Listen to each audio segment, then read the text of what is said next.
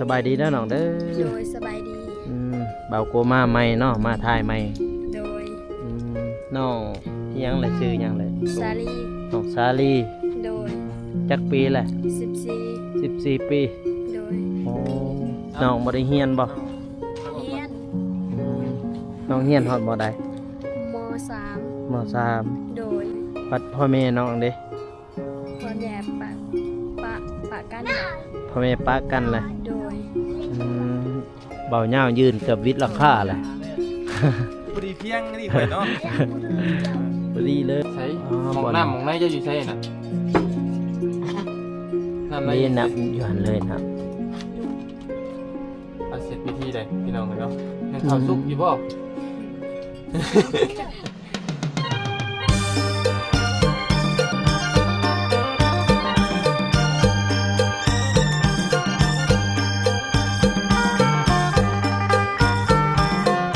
สวัสดีและสวัสดีเด้อพ่อแม่พี่น้องว่าสิอยู่ภายในหรือว่าต่างประเทศกันยินดีต้อนรับเข้าสู่ช่องเบาโกชนบทสปปลาวเนาะพ่อแม่พี่น้องเนาะพ่อแม่พี่น้องมื้อนี้ก็มาอยู่กับเบาโกอีกครั้งเนาะวันนี้เบาโกมาหาน้องลี่เนาะพี่น้องเนาะน้องลี่เป็นครั้งแรกเลยที่เบาโกมาเนาะมากับทีมงานสายบุญเนาะมีเบาลี่เบาอันนงเบาเจ็บแล้วก็เบาเหย้าเนาะพ่อแม่พี่น้องเนาะมานำกันเนาะนี่สิไปถ่ายน้องซาลีนึ่งข้าวเนาะพี่น้องเนาะบรรยากาศยามแรงๆถ่ายให้พี่ให้น้องได้เบิ่งเพราะว่าเป็นครั้งแรกที่เบาโกมาทางบ้านน้องลี่เนาะพี่น้องเนาะไปเดียวพี่น้องเดียวเฮาเข้าไปเบิ่งอันตอนที่ว่าน้องนึ่งข้าวเลยเนาะพี่น้องเนาะไปดีเด้อเบาเหย้ายืนเกือบวิทย์ราคาแหละพอดีเพียงนี่ข่อยเนาะพอดีเลยนี่แหละบนเฮือนชาติบ้านช่องคนเป็นเอาไงนี่โอ้เมื่อวานนี่ฝนตกว่าทางไหนบ่ตกบ่โดยตกคิดว่าฝนตกทางบ้านค่ะฝนตกแล้วทางบ้านหน่อยอันนี้ดินของน้องเองบ่นี่บ่ดินเขาขออยู่น้ำเพิ่นซะมาอยู่น้ำเพิ่นเนาะโดยสบายดีเด้อน้องเด้อโดยสบายดีเบาโกมาใหม่เนาะมาถ่ายใหม่โดยน้องอิหยังแหละชื่ออิหยังแหละซาลีน้องซาลีโดยจักปีแหละ14ปีโดย14ปีพี่น้องเบาโกก็มาครั้งแรกเลยนี่เห็นตัวเองมาอยู่ในกล่องเห็นบ่อันเดียวกันเลยพี่น้องทางหน้าทางหลังเห็นหมดเนาะสบายต่างกันครับน้องบ่ได้เรียนบ่เรียนน้องเรียนฮอดบ่ได้ม3โดยตอนนี้ยังเรียนบ่หรือว่าออกแล้วยังยังเรียนอยู่โดยปัดพ่อแม่น้องเด้พ่อแม่ปะกันพ่อแม่ปะกันเลยโดยน้องเป็นลูกกกบ่โดยน้องก็มีน้องอีกบ่มี5 คนพุ่นโดยโตหลายเนาะโดยหลายน้องเลี้ยงเองบ่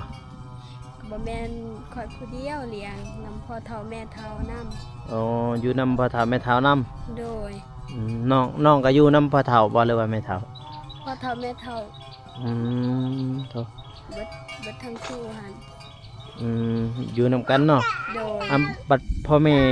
แยกย้ายกันแล้วข้าเจ้าไปอยู่ไสหั่นแม่ขึ้นเวียงเฮ็ดเวียงแม่จะขึ้นเวียงโดยขึ้นเฮ็ดเวียงบัดพ่อได้บัดนี้พ่อบ่ฮู้เลยบ้านเด้ออยู่บ้านนี่บ่แม่นสวรรณเขตสวรรณเขตโดยพ่อเจ้าเป็นคนสวรรณเขตโดยแต่น้องบ่ฮู้ดอกฮอดหน้าบ่ชื่อเลยโดยแสดงปากันแต่ยังน้อยเนาะโดยพ่อแม่เพิ่นพากันแต่ยังน้อยเป็นไรพี่น้องเอ้ยโดยยังแต่น้องปล่อยให้น้องเลี้ยงน้องอีกเนาะโดยน้องจะ5 คนเพิ่นบ่โดยน้องเพิ่นยังเฮียนพี่น้องยังเฮียนมอหยังแหละม.3น้องซาลีเนาะโดยสู่ชีวิตพี่น้องเลี้ยงน้องเพราะว่าพ่อแม่เพิ่นกับ ปะกันแล้วยากันแล้วห่างกันแล้วเนาะ โดย แบบชวนกาแฟเด้มีบ่เดี๋ยวชวนกาแฟบ่ได้มี บ่มี อืมแปลว่าหาอันนั้นให้ทางนอกก็เฮ็ดบ่แบบให้หน้าหั่นนะ บ่มีดินเฮ็ดบ่ได้ บ่มีดิน โดย โอ้บ่มีดินบ่มีบ่อนเฮ็ดเนาะ โดยคันมีดินก็เฮ็ดอยู่แต่ว่าบ่มี นี่เพิ่นบ่มีดินพี่น้องเอ้ยบ่มีดินบ่มีหม้องอยู่เนาะ โดย ตัวบองจะอยู่ในกระดินของเขาบ่ โดย อ๋อดินของเขาพี่น้องเอ้ยอ๋อเบาเตียงเพิ่นมามื้อนั้นเด้เพิ่นให้หยังแหน่เนาะ ก็มีหลายอย่าง อืมข้าวเพิ่นก็ให้บ่ ให้สอบหนึง ข้าวสอบหนึง โดย และอีกอย่างอีกเนี่ยปลาปองได้เพิ่นให้บ่ ให้ ปลาปองเพิ่นก็ให้ โดยมีหลายอย่างเสื้อทรงอิหยัง โอ้น้องบ่พูดแต่ว่าเพิ่นพาไปซื้อเครื่องอยู่ตลาดนั่น โดย โอ้เฮาก็เห็นอยู่เห็นเบาเตียงเพิ่นพาน้องไป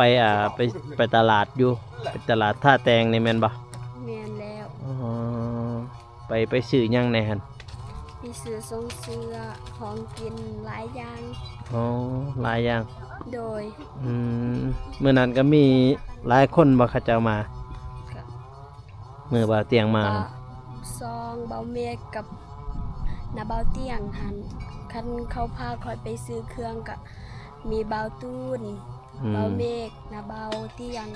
อ๋อเพิ่นพาไปบ่ โดย โอ้ไปซื้อเครื่องอยู่ท่าแตงเฮานี่เนาะ โดย อยู่ตลาดนี้เนาะ โดย น้องก็เคยหับจ้างบ่แบบไปหับจ้างหับใบอย่าง เค เงี้ย ย อืม แล้วก็หาเสียหญ้าหันพา หาเสีย ไป หญ้า ใส่กระไปโดย อืมก็จะได้เงินเนาะ โดย ไปหับจ้างเนาะ โดย ค่าจ้างเป็นวันบ่หรือว่าเป็น เป็นวันละ60 วันละ60แบบเสียหญ้าบ่ โดย เนาะน้องเพิ่นก็หับจ้างเป็นวันเนาะวันหนึง โดย 60,000พี่น้องเอ้ยอ่ะกะบ่มีหยังหลายพี่น้องเอ้ยกะหูชื่อหูเสียงน้องแล้วเนาะน้องสาลีเนาะแม่นบ่ โดย น้องสาลีอยู่บ้านทงวายเนาะแม่นบ่ แม่น อยู่ แล้ว บ้านทงวายเมืองท่าแตงแขวงเซกองเนาะพี่น้องเนาะซึ่งมาอยู่กับบ้านแบบว่าอยู่เมืองเดียวกันกับเบาโกเพราะว่าเบาโกอยู่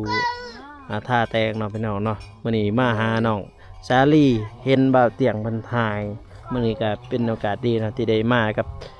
ทีมงานสายบุญเนาะมีเบาเหยาวแล้วก็เบาลีเบานงเบาเจ็บเนาะเพิ่น โดย อยู่เทิงพุ่นน่ะอยู่รถแต่ว่าเฮามาถ่ายน้องเพิ่นเป็นครั้งแรกเลยเนาะที่ว่าได้มาถ่ายน้องเพิ่นนี่ในเมื่อก่อนเบาโกกับบ่ได้มาถ่ายมามื้อนี้ก็มากับทีมงานแล้วนึงอยู่ในบ่เรานึงอยู่ในเนาะ จังหวะข่อยยังบ่เคยเห็นจักเทื่อพี่น้องเนาะ อืม น้องเราก็ลายเนาะเพิ่นเนาะ น้องเรา ไป สปอร์ต ทาง สบายดีสองเบาเหยาวเด้อ โก้เนาะพี่น้องเอ้ย โดยสบายดีเด้อ โก้เลยพี่น้อง โด เด้ ย อเนาะ อืม เราใส่รุ่นนี้เนาะเพิ่นเนาะ ใส่ ตัด รุ่ ต่อน ยากบ่ กะบ่ได้ยากเด้โหลดใส่โทรศัพท์แล้วมาตัดต่อมันนี่เอาน้องเพิ่นนึงเขาเลยว่าไปดิ พี่น้องเอ้ย ไป เนาะ โอ้มีบ่อน้องเพิ่นนี่โป้โธ่เบาเหยาวต้องนี่กลมเอาเด้อ โก้ได้พี่น้องเอ้ยเนาะ ใส่นึ่งเขาวอยู่หั่นบ่ โดย ใส่บ่งคือเข้าแล้วนะ อู้อยู่ไหนเพิ่น มันบ่มืดประตูบ่นี่ บ่ อืม ฮะ อ๋อน้องเพิ่นนึ่งเขาวอยู่ไหนเพิ่น สบายดีน้องล่ะ โดยสบายดี สบายดีเด้อ สบายดี โดย พี่น้องเอ้ยเนาะใต้แฟตเราพี่น้องเอ้ยเนาะที่จริงมันมืดได้นี่พี่น้องเอ้ยเนาะ ไฟเบิ่งนี่ก็บ่มีเนาะ เปิดได้ซำนี้บ่น้องล่ะนี่ โดย ได้อีกดิ เบิดแล้ว เบิ่งแล้ววะ อ่า นี่ ใช่ อ๋อ หมอง บ่อน น้ำหมองในจะอยู่ใช่น่ะน้ำใน นี่นับอยู่หั่นเลยนะครับ โดย เอาเสร็จพิธีเลยพี่น้องเอ้ยเนาะนึ่งข้าวสุกอยู่บ่เออ บ่สุกก็ต้องได้สุกแล้วมันนี่ คำถามแต่ละคนถามบ่คือกันนะพี่น้องเอ้ยเนาะ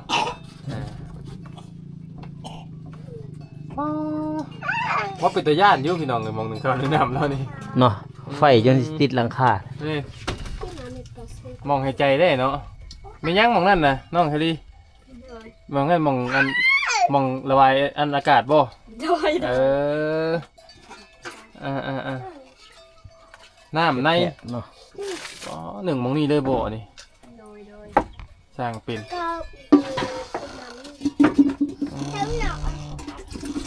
ไอ้ว่าออกมานอกพี่เป็นยังล่ะไม่ให้พี่น้องเบิ่งอยู่นอกพี่เป็นยังออกมาอันเซอร์อยู่นอกพี่เป็นยังเอามาเซอร์เข่าอยู่นอกพี่เป็นยัง แบบ เจ้าเว่าดูภาษาเจ้า บ่จักประชานะ อ้าวเจ้ากับบ่ได้บ่ บ่ได้มีแต่บ่จิ๋วบ่ได้ภาษา เหรอ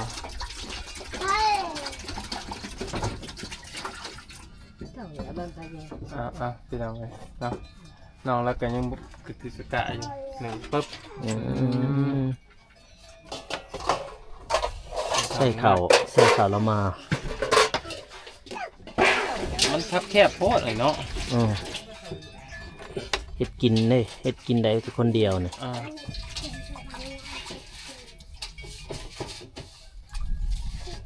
คับแคบเกินพี่น้องเลย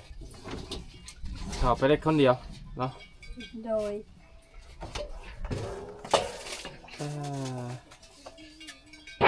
แคบเนาะ นอนกับพื้นห้อนบ่นั่นล่ะ กะฮ้อนอยู่ กะห้อนอยู่ โดย อืม อืม แต่ว่าสิบ่ปานไรหรอกเนาะทางนี้เนาะ โดย น้ำในก็ใส่แบบประหยัดพี่น้องกันเนาะเพราะว่าเพิ่นไปตักมาไกลบาโก้ไปเห็นนะบ่หมองอันเราน้ำนะ ยัง เพิ่นพากันขุดน้ำมานั่นนะ ยังบ่ทันมาหาก็มาได้นี่ ครั้งแรกบ่ ครั้งแรกเลยมานี่ มาถ่ายทำเนาะเพิ่นครั้งแรกบ่ แม่นมาถ่ายทำเนาะครั้งแรกเลยนี่ นึ่งข้าวกินกับหยังอันน่ะล่ะ ก็มี ครับมี โดย เอ่อ เขายังไล่อยู่ โอ้อุ่นเขาวเย็น อุ่น เนาะ บ่ โดย อ๋อเอ้าโดย2 บาทแล้วบัดนี้น้องล่ะใส่ไม้เนี่ยนี่ไม้นี่เด้อจะคอเจ้าก็ได้คอเสือนะ ครับประหยัดอ๋อนั่นเพิ่นพี่น้องเอ้ยนี่ อุ่นข้าวเย็นกินข้าวกับมีว่าซั่นกระตุกนี่ก็พี่น้องเอ้ยเนาะรุ่น ตุกน้ำมันเครื่อง ตุกน้ำมันเครื่องกินกันอยู่นี่บ่ กินกันอยู่นี่พี่น้องเอ้ยเนาะอันว่าใช้งานกันอยู่นี่ปกติเพิ่นเนาะพี่น้องเนาะเพราะว่าตะกี้บ้านหมอยาวก็เป็นคือกันเนาะบ่ว่าแต่ตะกี้ดอกคู่มื้อนี้บางครอบครัวก็ยังใช้งานอยู่ ยังใส่อยู่ แม่น ยังใส่งานอยู่เบิ่ง มันจำเป็นเด้อุ่นข้าวอุ่น ติ น้ กันเพิ่น ำข้าวเดียวก็สุกได้เนาะ ใส่ฟืนข้าวเดียว มาลายบ่ล่ะข้าวนะ บ่ แต่ละมื้อมาลายบ่ได้มาลายเนาะ โดย อืม กินพยัด กินประหยัด โด ไว้ ย กินจนมันอิ่มบ่ได้เฮ้ย กะหิว กินซะมันอิ่ม เออกินจนอิ่มพุ่นแหละ อ๋อควันกระดาษน้อยๆหนึ่ง อืมเสียวอยู่พี่น้อง เงินคั่ว ฝั่งน้ำแล้วก็ เงินกว่าแล้วน้อยๆหนึ่งนี่เขาไปได้แต่คนเดียว2 คน ครับ ครับเลย โดย ญาติพี่น้องเลย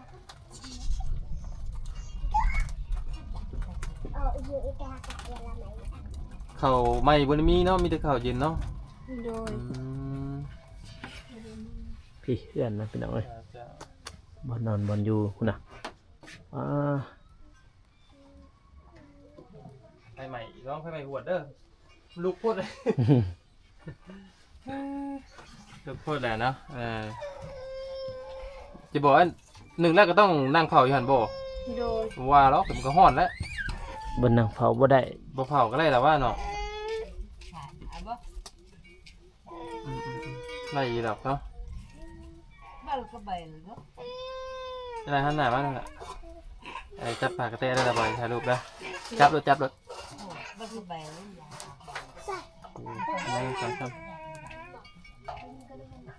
มาออกมาก่อนมันฮ้อนไหม หมดมันเอาทางไหนไม่ควัน อ่ะ อืมบ่นอนแล้ว ขออนุญาตเอาอย่าว่าแล้วละล่วงเขามาทีนอนน้องเพิ่นเด้อพี่น้องเลย บ่นอน อันนี้คือหม่องอยู่หม่องนอนน้องเพิ่นพี่น้องเลยเนาะใช้หม่องนอนเจ้าอยู่ใช้จะได้หม่องนอนเจ้านะ นี่นอนมันนอน เจ้านอนนำกันกับน้องบ่ โดย อันนี้พัดลมยังอันนี้ ของแม่พาก ฮะ บ่ฮู้กัน ใช้ได้อยู่บ่ ได้ เย็นอยู่บ่ ก็บ่ได้ปานใด บ่ได้ปานใด โด อื ย มก็พอใช้ได้เนาะ โดย ถ่ายน้องเพิ่นอยู่เพื่อนเนาะนี่เพื่อนมันตัวหลังน้อยๆพี่น้องเอ้ยพี่น่ะปองมาทางนี้มองเขาจะนึกเข้าโอ้นึงเข้า โอ้ลุกแห้งโพดเนาะ แทน ลุกแห้งโพดอืมนึงเข้าแม่ตู้เพิ่นเป็นแม่ตู้เพิ่นน่ะแม่เฒ่าเพิ่นบ่อ๋อแม่เฒ่าน้องซาลีพี่น้องพ่อแม่เพิ่นปะกันดนเหรอบ่ เดิน อ๋อ เดินยังแต่น้อย ยังได้น้อยเพิ่น 6 เดือน 6 เดือน ปะกัน อ๋อ พา อือ พาชวนาเขตชวันในชวัน อยู่สวรรค์ อืม ตุ้ยชื่อตุ้ย ชื่อตุ้ย เออ อ๋อบัดแม่น้องชาลีก็ไปเวียงต่อบ่ เวียงไปเฮ็ดเวียก เป็ดเวียกอีหยัง งานเราแม่น้องชาลีเพิ่นก็เอาเงินมาให้อยู่บ่เพิ่นฝากเงินมาให้อยู่บ่ ผัก อ๋อ เดือน1 ล้านหรือ5แสน อ๋อเดือนละ1 ล้านหรือว่า500,000เนาะ อ๋อโดย ซื้อข้าวซื้อใบเกือบเป็นนัว ซื้อข้าวซื้อน้ำเนาะซื้อเก็บเบิ่งนัวเนาะ นี่แหละพี่น้อง อย่าง แม่เพิ่นก็ยังบ่ปะแปลว่าพ่อได้พ่อเพิ่นก็ฝากเงินมาอยู่บ่พ่อเพิ่นฝากเงินมาอยู่บ่หรือว่าบ่ได้ฝากเลยพ่อน้องซาลีฝากคือกัน ฝากคือกันอยู่ในบะหมี่นาบะหมี่ไทย อ๋อแบบมันต้นในส่วนมันต้นแม่เฒ่าก็เฮ็ดบ่ เฮ็ดมาน้อยยังน้อยแม่เฒ่าเลย อื เจ็บ มขวัญนะน้องพี่น้องเนาะ เฮ็ดบ่ได้ แล้วพี่น้องเพื่อนน้องซาลีเนาะพี่น้องเนาะนี่มาถ่ายกับบ่าวตูนพุ่นเนาะกับบ่าวเหย้าเนาะพี่น้องเป็นบ่าวตูนบ่าวเหย้ามีบ่าวตูนแน่เนาะบ่าวตูนก็มาในครั้งก่อนที่ว่าเฮาไปดักจึงพุ่นเด้อพี่น้องเนาะพอได้อยากเห็นคลิปนั้นก็ไปเบิ่งย้อนหลังได้เนาะพี่น้องเนาะพวกเฮาก็ไปถ่ายอยู่ดักจึงไปช่วยเรือพระเจ้าเนาะแล้วก็อยู่กระลืมเนาะเฮาก็ได้ไปช่วยเหลือคือกันเนาะพี่น้องเนาะครบทีมงานบ่าวแตงทองเพิ่นที่ว่าพวกเฮามาในมื้อนั้นเนาะมื้อนี้ก็มามีบ่าวลี่บ่าวเหย้าบ่าวอนงบ่าวเจ็บแล้วก็บ่าวโกเนาะพี่น้องเนาะพี่น้องสำหรับคลิปนี้ก็อย่าลืมฝากกดไลค์กดติดตามเพื่อเป็นกำลังใจให้บ่าวโกเนาะสำหรับคลิปนี้ขอกล่าวคำว่าสบายดีพี่น้องแล้วเจอกัน EP หน้าเนาะพี่น้องเนาะ